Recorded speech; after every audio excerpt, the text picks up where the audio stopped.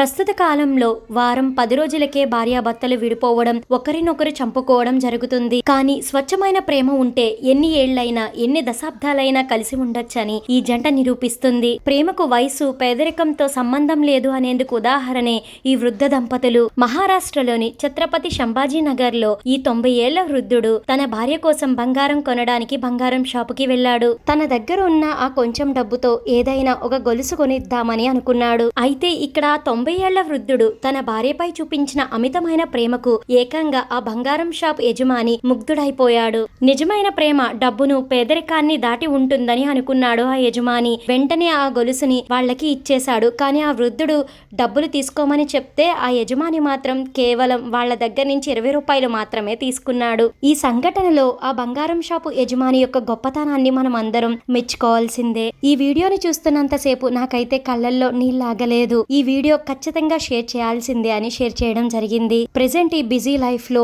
ప్రేమానురాగాలనేది భార్యాభర్తల మధ్య అసలు ఉండటం లేదు. కానీ కొంతసేపు అయినా భార్యాభర్తలు వారికంటూ ఒక టైం ను ఉంచుకొని చక్కగా అన్యోన్యంగా ఉంటూ ఉండాలి.